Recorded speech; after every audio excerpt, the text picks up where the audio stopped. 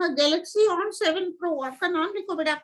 Galaxy, आपका नाम लिखो बेटा, क्या नाम है? Galaxy.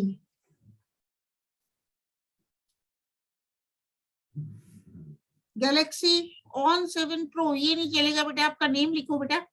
Right your name please.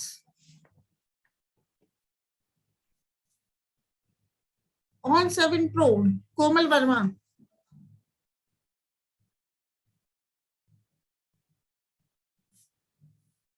ठीक है कोमल।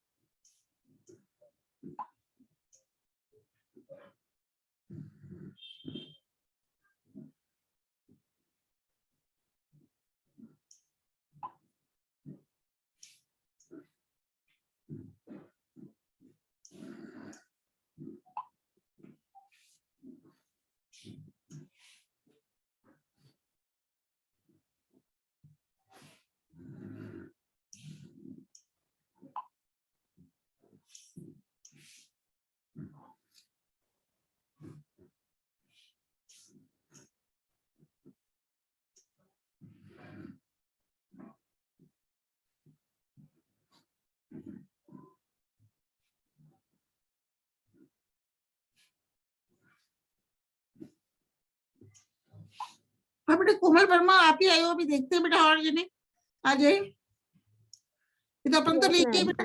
हाँ बेटा अपन तो लेंगे बेटा कोमल। Okay, ma'am.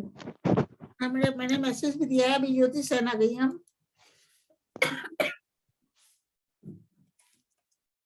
कभी कभी कनेक्शन में हो जाता है प्रॉब्लम बेटा। ज्योति सेन भी आ गई। आज वैसे भी मौसम खराब हो रहा है। ओप्पो।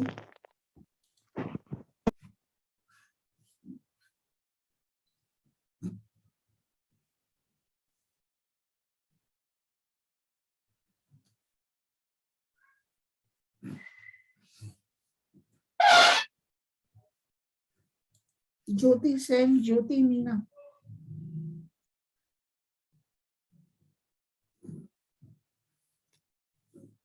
हाँ बेटा ओप्पो कौन है? हिस्ट्री क्या? History Oppo. Rishita Kalal, Suranjana.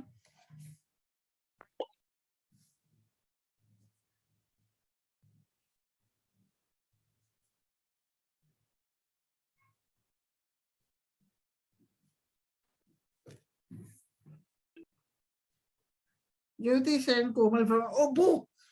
Oppo आपका नाम बोलो बेटा, सृष्टि है क्या? OPPO।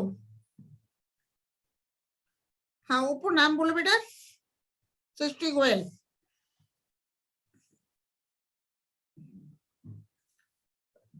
आज अपन लेंगे ट्रांसपिरेशन। ट्रांसपिरेशन है वाष्प उत्सर्जन। ट्रांसपिरेशन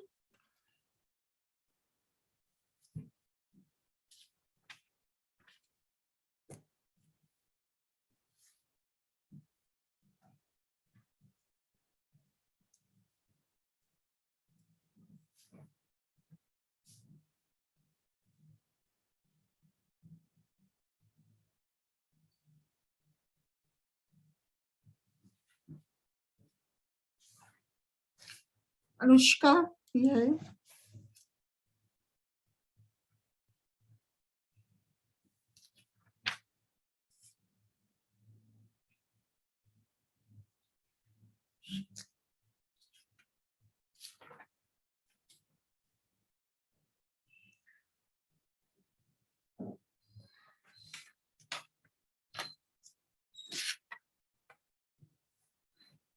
हाँ, अनुष्का आ गए, रंजना वर्मा, ज्योति मीना, सृष्टि, कोमल वर्मा, ज्योति सेन,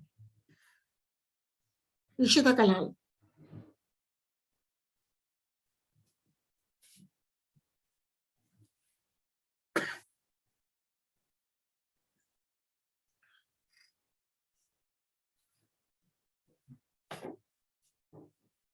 निकिता अर्जुना।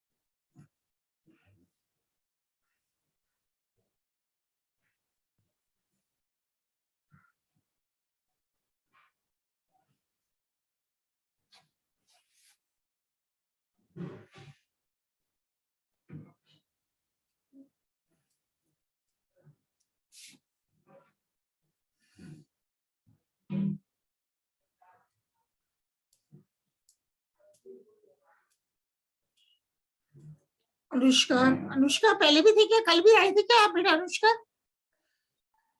नहीं मैम, आज से ज्वाइन किए। ओके बेटा अनुष्का।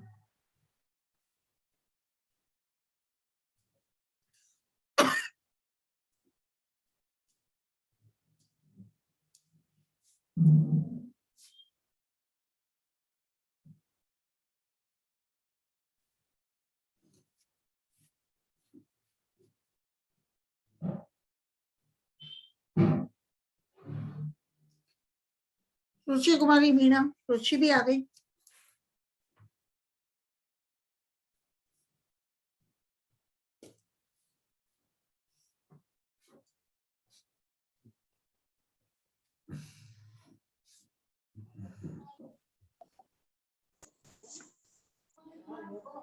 हाँ बेटा, मैं स्क्रीन शेयर कर रही हूँ आपके साथ। ट्रांसपिरेशन पढ़ेंगे आज, तो ट्रांसपिरेशन की स्क्रीन शेयर कर देती हूँ जब तक आपके साथ। तो अपन किसको पढ़ेंगे आज? वाष्प उत्सर्जन। टॉपिक क्या है?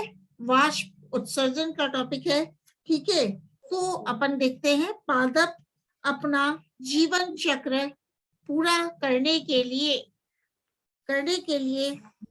अभी वापस से बोल रही हूँ मैं। टॉपिक क्या है? वाष्प उत्सर्जन है, और अपन इसके ट्रांसपिरेशन के बारे में पढ़ेंगे। तो देखते हैं, जैसे कि आप ये स्लाइड शेयर कर रही हूँ। पौधे अपने मूल तंत्र द्वारा मृदा से भारी मात्रा में जल का अवशोषण करते हैं। तो पौधे क्या करते हैं बेटा? जल का अवशोषण करते हैं। कहाँ से करते हैं? मृदा से। तो इस प्रकार अवशोषित जल का परिवहन जड़ों से पादप के विभिन्न भागों तथा अंगों में होता है। तो अवशोषित जल का केवल थोड़ा सा भाग पादप की वृद्धि व अन्य जैविक क्रियाओं में प्रयुक्त होता है, तथा शेष जल पादप के वायवीय भागों से वाष्प के रूप में वायुमंडल में चला जाता है। तो कहने का मतलब है बेटा जो प्लांट्स हैं वो मृदा से, सॉइल से क्या करते हैं, जल को एब्जॉर्ब करते हैं, जल का अवशोषण करते हैं, और इस प्रकार जो अवशोषित जल होता है वो उसका जल का परिवहन कहाँ हो जाता है, जड़ों से पादप के विभिन्न भागों को होता है। और अपन ट्रांसपिरेशन अब किसको कहते हैं, पौधे के वायवीय भागों, पौधे के वायवीय भागों द्वारा जल के वाष्प के रूप में, जल के वाष्प के रूप में ह्रास की प्रक्रिया को ट्रांसपिरेशन कहते हैं। मतलब the loss of water in the form of water vapor by the aerial parts of the plant is called as transpiration। तो पौधे के वायवीय भागों द्वारा जल के वाष्प के रूप में ह्रास की प्रक्रिया को ट्रांसपिरेशन कहते हैं। और इस ट्रांसपिरेशन को अपन एक इसके द्वारा दिखा सकते हैं, एक बेल जार एक्सपेरिमेंट के द्वारा दिखा सकते हैं। तो देखो बेटा ये ट्रांसपिरेशन वाष्प उत्सर्जन का प्रदर्शन है। तो इसमें आपको क्या दिखाई दे रहा है, तो ट्रांसपिरेशन का प्रदर्शन एक सरल एक्सपेरिमेंट प्रयोग द्वारा किया जा सकता है, जो नीचे आपको चित्र में दिखाई दे रहा है। तो इस प्रयोग के लिए सिंचित गमले में लगा छोटा पादप लेते हैं। ये देख रहे हो आप, इस प्रयोग के लिए अपन गमले में लगा एक छोटा प्लांट लेते हैं, छोटा पादप लेते हैं, और गमले की बाह्य सतह, गमले की बाह्य सतह तथा उसकी मृदा को पॉलिथीन शीट द्वारा ढक दिया जाता है। तो ये क्या है, this is the polythene sheet around the pot, गमले। तो क्या बोला मैंने, गमले की बाह्य सतह तथा उसकी मृदा को पॉलिथीन शीट द्वारा ढक दिया जाता है ताकि उसकी सतह से वाष्पीकरण ना हो सके, ताकि उसकी सतह से वाष्पीकरण ना हो सके। तो ये ठीक है, ये आपको दिखाई दे रहा है, तो उसकी सतह से वाष्पीकरण ना हो सके। अब इस गमले को ग्लास शीट पर रखकर शुष्क बेलजार से ढक देते हैं। देखो किससे ढक दिया, इसको बेलजार से ढक देते हैं। ये दिख रहा है आपको, बेलजार है, बेलजार से ढक देते हैं। बेलजार के किनारे वैसलीन अथवा मोम से सील कर देते हैं। जब इस गमले को बेटा बेलजार से ढक देते हैं तो बेलजार को किससे सील कर देते हैं, वैसलीन, ये मैं एरो घुमा रही हूँ, वैसलीन तथा मोम से सील कर देते हैं ताकि वाष्प वेपर बाहर ना निकल पाए। कुछ समय पश्चात हम देखते हैं, हम क्या देखते हैं, कुछ समय पश्चात हम देखते हैं कि बेलजार की भीतरी सतह पर जल की छोटी छोटी बूंदें प्रकट हो जाती हैं। ये देख रहे हो इस डायग्राम में, मैं लास्ट कर देती हूँ। बेलजार की सतह पर छोटी छोटी बूंदें अपन को दिखाई देने लगती हैं, वाटर ड्रॉप्स दिखाई देने लगती हैं। तो ये आपको दिख रही है वाटर ड्रॉप्स। प्रिया को एडमिट कर देती हूँ, अभी प्रिया आई है, प्रिया राठौर को एडमिट कर देते हैं, ठीक है। तो अपन देखते हैं बेलजार की भीतरी सतह पर जल की छोटी छोटी बूंदें दिखाई देती हैं। इन बूंदों का निर्माण पादप के वायवीय भागों से उत्सर्जित वाष्प के बेलजार से टकराकर कंडेंसेशन से होता है। तो अपन ने ये देखा कि अपन ये क्या दिखा रहा है, वाष्प उत्सर्जन का प्रदर्शन, ये क्या कर रहा है, इसको दिखा रहा है। देखो बेटा, इन बूंदों का निर्माण पादप के वायवीय भागों से उत्सर्जित वाष्प के बेलजार से टकराकर संघनन कंडेंसेशन से होता है।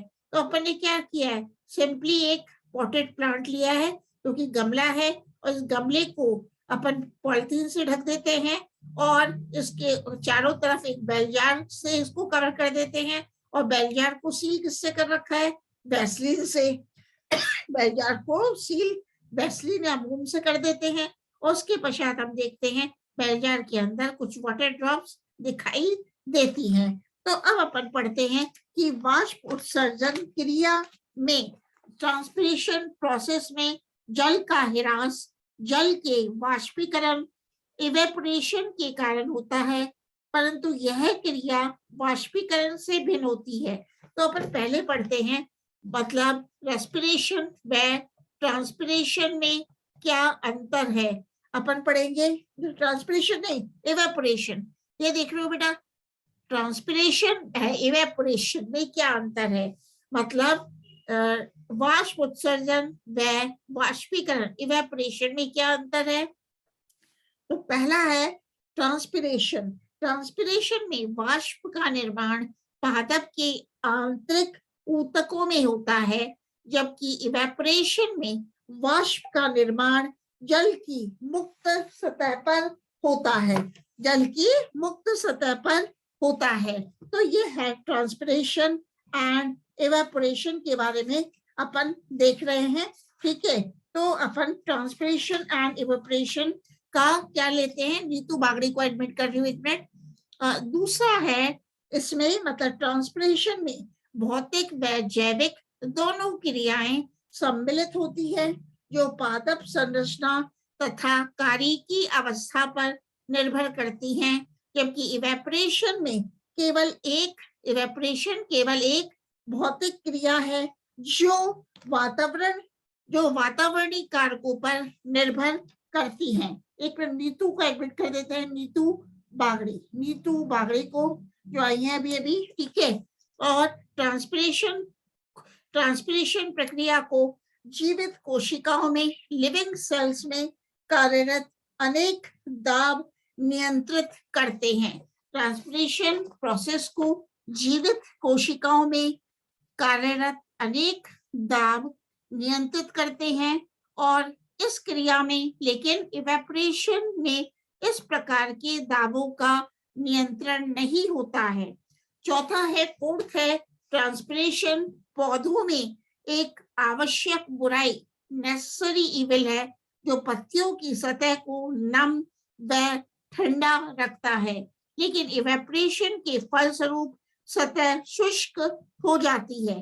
तो ट्रांसपिरेशन क्रिया द्वार कोशिकाओं की क्रियाशीलता द्वारा नियंत्रित होती है। ट्रांसपिरेशन प्रोसेस कैसे नियंत्रित होता है, गार्ड सेल्स की क्रियाशीलता द्वारा नियंत्रित होती है, जबकि इवेपोरेशन में किसी प्रकार की कोशिकाओं का नियंत्रण नहीं होता है, और प्रकाश वाष्प उत्सर्जन को प्रत्यक्ष रूप से प्रभावित करता है। जो लाइट है, प्रकाश है, वो ट्रांसपिरेशन को प्रत्यक्ष रूप से प्रभावित करता है, क्योंकि रंध्र प्रकाश में खुले रहते हैं, जबकि अंधकार में बंद रहते हैं, जबकि प्रकाश का वाष्पीकरण इवेपोरेशन पर सीधा प्रभाव नहीं पड़ता है।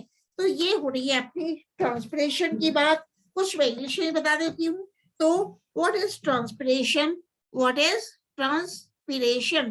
ट्रांसपिरेशन क्या होता है बेटा, अपन देखते हैं, the process of loss of water in the form of water vapor from the aerial portions of the living plant is called as transpiration.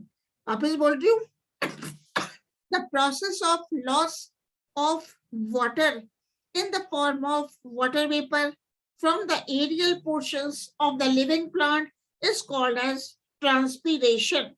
So a large quantity of water is absorbed by the plant roots from the soil, and then this water is translocated through the trachea elements to the xylem of the leaves.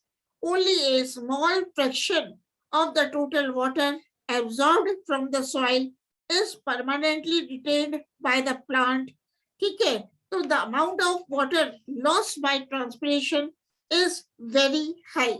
Transpiration can be demonstrated by placing a well-watered potted plant under a bell jar.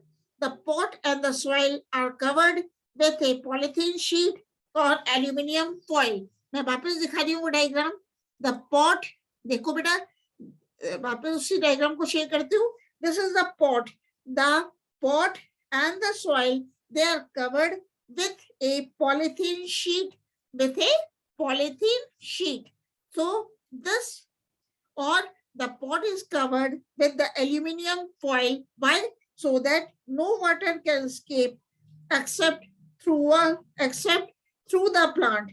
Soon the moisture, you see the moisture collects on the inner surface of the bell jar. These are the water drops or the moisture which collect on the inner surface of the bell jar, and it is because the air inside the bell jar becomes saturated. So the air inside the bell jar becomes saturated due to the water vapors released by the plant. The water vapors are released by the plant, and these water vapors get condensed and get deposited on the surface of the jar. जिससे आपको दिख रहा है, the water drops, they get collected on the inner surface of the bell jar. ठीक है, तो अपन ने ये देखा. हाँ, अब अपन पढ़ते हैं, क्या पढ़ेंगे? मैग्नीट्यूड ऑफ वाटर लॉस को बाद में देखेंगे. पहले लेते हैं, क्वेश्चन आता है, what are the different types of transpiration, मतलब वाष्प उत्सर्जन के प्रकारों की चर्चा कीजिए. तो अपन लेते हैं वाष्प उत्सर्जन, ट्रांसपीरेशन के प्रकार कौन कौन से हैं. तो बेटा ट्रांसपीरेशन पादप के सभी वायवीय भागों से होता है. मृदा सतह से बाहर स्थित जड़ें भी ट्रांसपीरेशन करती हैं, परंतु इसकी मात्रा नगण्य होती है. तो ट्रांसपीरेशन करने वाले पादप भाग के आधार पर ट्रांसपीरेशन 3 प्रकार का होता है. मेनली 3 तरह का ट्रांसपीरेशन होता है. एक तो है पहला बेटा फोलियर और स्ट्रोमेटल ट्रांसपीरेशन. कैसा है? फोलियर और स्ट्रोमेटल ट्रांसपीरेशन. तो अपन देखते हैं पत्तियां, ये क्या हिंदी में क्या कहते हैं इसे? पर्णीय अथवा रंध्रीय वाष्प उत्सर्जन. तो पत्तियां ट्रांसपीरेशन के प्रमुख अंग हैं. पत्तियों द्वारा होने वाला ट्रांसपीरेशन फोलियर ट्रांसपीरेशन पर्णीय वाष्प उत्सर्जन कहलाता है. मतलब जो ट्रांसपीरेशन पत्तियों के द्वारा होता है उसे फोलियर ट्रांसपीरेशन कहते हैं.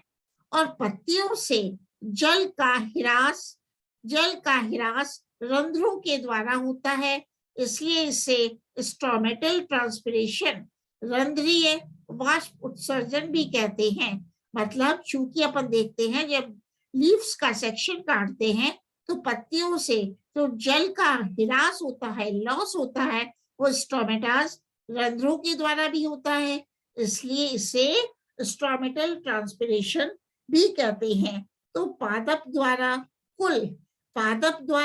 कुल ट्रांसपीरेशन का लगभग 90 से 97% तक वाष्प उत्सर्जन ट्रांसपीरेशन पत्तियों द्वारा होता है. पत्ती के आंतरिक ऊतक रंध्रों के माध्यम से सीधे ही बाह्य वातावरण से जुड़े रहते हैं, इसलिए रंध्रों के खुले रहने पर यह फोलियर ट्रांसपीरेशन जारी रहता है तथा बंद होने पर रुक जाता है. तो we can see there are 3 types of transpiration, foliar or stromatal transpiration. तो what is the stromatal transpiration? Stromatal transpiration आप इसे कहते हो तो it is the transpiration that occurs through the stromata. The transpiration which occurs through the stromata present on the leaves is called as stromatal transpiration. And this stromatal transpiration is a common type of transpiration and constitutes about 80 to 90% of the total volume of water transpired. It is also called as foliar transpiration. Second is the cuticular or epidermal transpiration. दूसरा आपको share कर रही हूँ, ये क्या है बेटा? ये है क्यूटिक्यूलर और एपिडर्मल ट्रांसपीरेशन. ठीक है, तो पादप के वायवीय भागों की एपिडर्मिस मोम जैसी परत के द्वारा ढकी रहती है. अपन देखते हैं पादप है, जो प्लांट है, उसके जो वायवीय भाग है, जो स्टेम है, उसकी जो एपिडर्मिस है किसके द्वारा ढकी रहती है? Epidermis is covered by cuticle. तो पादप के वायवीय भागों की एपिडर्मिस मोम जैसी परत द्वारा ढकी रहती है, जिसे क्यूटिकल कहते हैं। तो क्यूटिकल अपारगम्य होती है, इम्परमेबल होती है, लेकिन जब ये पतली परत के रूप में होती है तो पारगम्य होती है। इसके अतिरिक्त इसमें मतलब क्यूटिकल में जगह जगह पर दरारें होती हैं। क्यूटिकल में जगह जगह पर क्रैक्स, दरारें होती हैं। तो एपिडर्मल कोशिकाओं की बाह्य सतह से वाष्प उत्सर्जित जल क्यूटिकल से होकर बाह्य वातावरण में जाता है, तो इसे एपिडर्मल या क्यूटिक्यूलर ट्रांसपिरेशन कहते हैं। पादप द्वारा कुल वाष्प उत्सर्जन का 3% से 10% तक ट्रांसपिरेशन इस विधि द्वारा होता है तथा ये निर्बाध रूप से जारी रहता है। तो शाकीय पादपों में यहाँ क्यूटिकल अनुपस्थित होती है, इसकी मात्रा अधिक होती है, जबकि जीरोफिटिक प्लांट्स, मरुद्भिद पौधों में जहाँ मोटी क्यूटिकल उपस्थित होती है, इसकी मात्रा तुलनात्मक रूप से कम होती है। तो अपन ने अभी देखा था stomatal transpiration, second is the cuticular transpiration. So what is cuticular transpiration? Water vapors are also lost directly from the outer walls of the epidermal cells through the cuticle. So what is cuticle? Cuticle is a wax-like layer of cutin that covers the epidermis of leaves and stem. So it reduces the water loss, but is not completely impermeable to water vapors. The thicker is the cuticle, the lesser is the amount of transpiration. In plants with thick cuticle, cuticular transpiration is insignificant. मतलब ऐसे पादप, ऐसे plants जिसमें cuticle thick होती है, उसमें transpiration insignificant होता है, नगण्य होता है, and it accounts for about 10% of the total amount of transpiration from the leaves under ordinary conditions. अब अपन देखते हैं लेंटिक्यूलर ट्रांसपिरेशन। तो एक स्लाइड और शेयर कर रही हूँ, देखो बेटा, ये है वात रंध्र द्वारा ट्रांसपिरेशन। ये दिखाएं अपन को complementary cells, and this is the cork and the cork cambium. तो किसकी बात कर रहे हैं? वात रंध्री ट्रांसपिरेशन। तो काष्ठीय तनु व फलों की सतह पर छाल में अनेक विशिष्ट छिद्र उपस्थित होते हैं। क्या बता रही हूँ? जो वुडी तने हैं, काष्ठीय तनु व फलों की सतह पर छाल में अनेक छिद्र उपस्थित होते हैं, जिन्हें वातरंध्र लेंटिसल्स कहते हैं। इनमें अंतरकोशिक अवकाशों युक्त मृदुत की कोशिकाएं उपस्थित होती है, जिन्हें पूरक कोशिकाएं कॉम्प्लीमेंट्री सेल्स कहते हैं। इन कोशिकाओं से जल वाष्प के रूप में धीरे धीरे बाह्य वातावरण में विस्तृत होता रहता है। इसे लेंटिक्यूलर ट्रांसपिरेशन, वात रंध्री वाष्प उत्सर्जन कहते हैं। ये ट्रांसपिरेशन भी सतत रूप से जारी रहता है, परंतु इसकी मात्रा नगण्य होती है और ये कुल ट्रांसपिरेशन का 0.1% होता है। तो अपन ये देख रहे हैं वात रंध्र द्वारा ट्रांसपिरेशन। फिर अपन पढ़ते हैं मैकेनिज्म ऑफ फोलियर ट्रांसपिरेशन। तो पहले मैं इंग्लिश में बता देती हूँ, फिर इशिता कलाल भी है इंग्लिश में। तो what is lenticular transpiration? Lenticels are small openings in the cork of the woody stems, twigs and fruits. So water vapors are lost through these openings called as lenticels, and the amount of water vapor lost through the lenticels is usually insignificant. ठीक है, now I will talk about the mechanism of फोलियर transpiration, तो इसमें भी slide share कर देती हूँ ये वाली। देखो बेटा, इसमें है ये आपको क्या दिखाइए, पर्ण रंध्रों से जल ह्रास को दर्शाता हुआ चित्र है। तो देख रहे हो ये अपर एपिडर्मिस है and this is the lower epidermis. Upper epidermis के ऊपर क्या है, क्यूटिकल की परत है, और जो बीजोफिल है पर्ण मध्योतक है वो पैलिसेड में स्पंजी टिश्यू में डिवाइड है, डिफरेंशिएटेड है। तो अपन क्या देखते हैं, पत्ती की सभी जीवित कोशिकाओं की रिक्तिकाओं में जल भरा रहता है तथा इनका प्रोटोप्लास्ट तथा कोशिका भित्तियां भी तथा इनका प्रोटोप्लास्ट व कोशिका भित्तियां भी जल संतृप्त वाटर सैचुरेटेड होती है। इन कोशिकाओं को जल पर्णशिराओं की वाहिकाओं तथा वाहिनिकाओं ट्रैकेड एंड वेसल से प्राप्त होता है।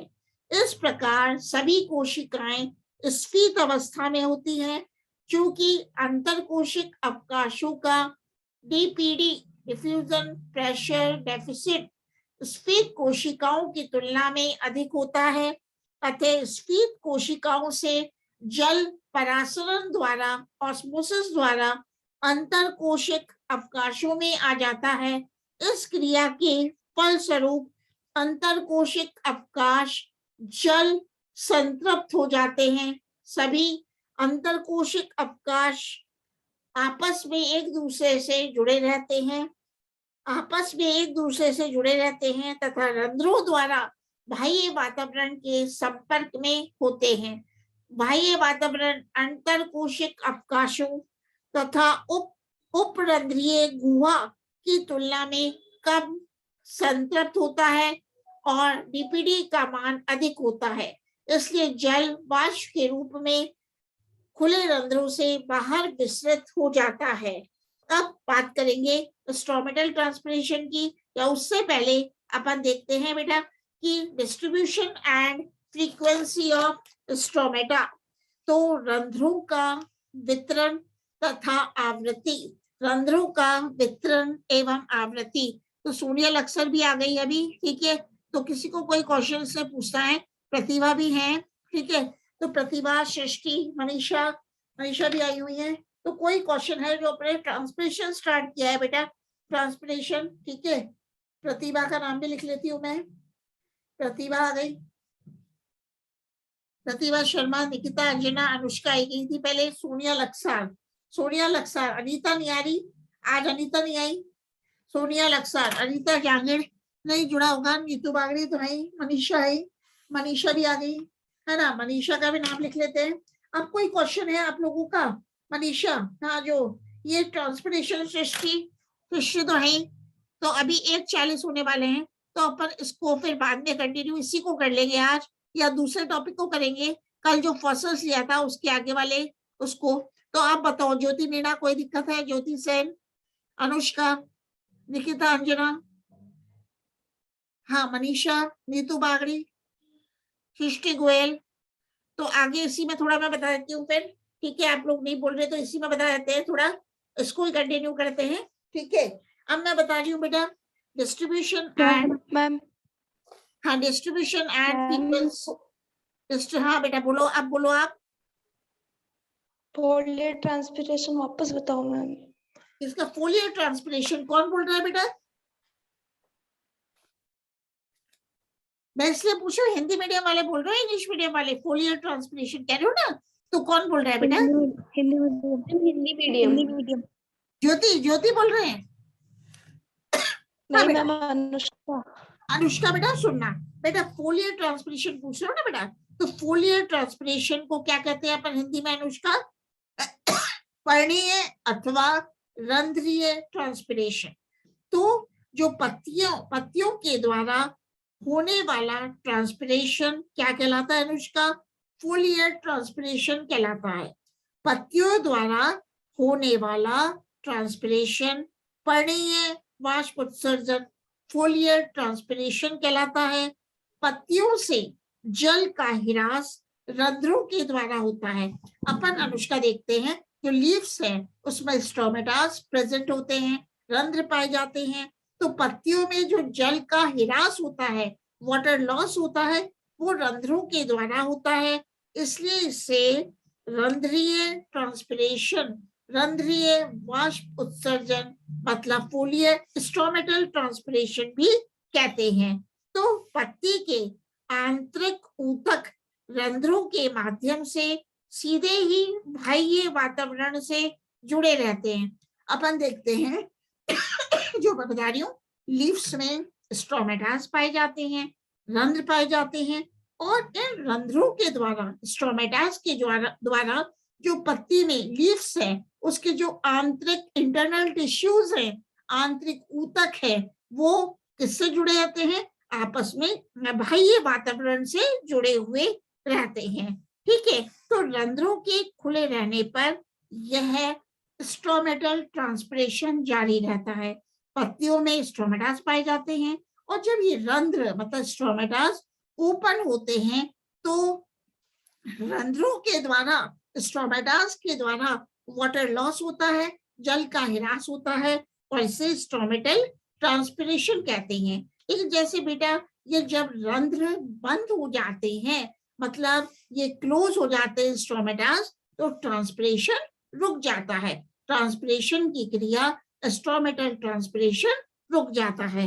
हाँ बेटा, आप किसी को कोई पूछा ये तो हो गया फोलियर ट्रांसपिरेशन, मतलब जैसे कि अनुष्का ने पूछा पर्णीय अथवा रंध्रीय ट्रांसपिरेशन। हाँ बेटा,